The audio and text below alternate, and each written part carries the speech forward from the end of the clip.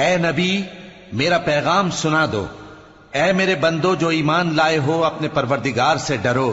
جن لوگوں نے اس دنیا میں نیکی کی ان کے لیے بھلائی ہے اور اللہ کی زمین کشادہ ہے۔ جو صبر کرنے والے ہیں ان کو بے حساب ثواب ملے گا۔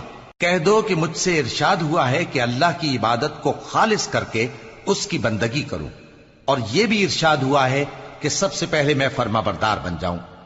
کہہ دو کہ اگر میں اپنے پروردگار کا حکم نہ مانوں تو مجھے بڑے دن کے عذاب سے ڈر لگتا ہے۔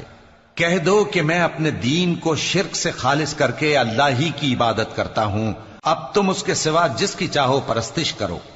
کہہ دو کہ نقصان اٹھانے والے تو وہی لوگ ہیں جنہوں نے قیامت کے دن اپنے آپ کو اور اپنے گھر والوں کو نقصان میں ڈالا۔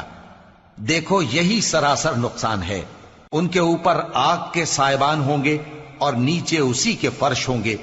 یہ وہ عذاب ہے جس سے اللہ اپنے بندوں کو ڈراتا ہے کہ اے میرے بندو مجھی سے ڈرتے رہو، اور جنہوں نے اس بات سے پرہیز کیا کہ بتوں کو پوجیں اور اللہ کی طرف رجوع کیا ان کے لیے بشارت ہے۔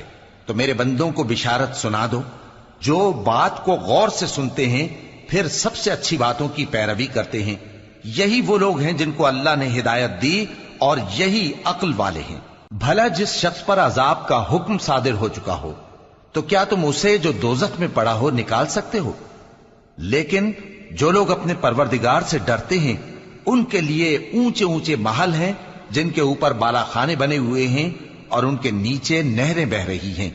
یہ اللہ کا وعدہ ہے، اللہ وعدے کے خلاف نہیں کرتا۔ کیا تم نے نہیں دیکھا کہ اللہ آسمان سے پانی نازل کرتا، پھر اس کو زمین میں چشمے بنا کر جاری کرتا، پھر اس سے کھیتی اگاتا ہے جس کے طرح طرح کے رنگ ہوتے ہیں، پھر وہ تیار ہو جاتی ہے، پس تم اس کو دیکھتے ہو کہ زرد ہو گئی ہے، پھر اسے چورا چورا کر دیتا ہے۔ بے شک اس میں عقل والوں کے لیے نصیحت ہے۔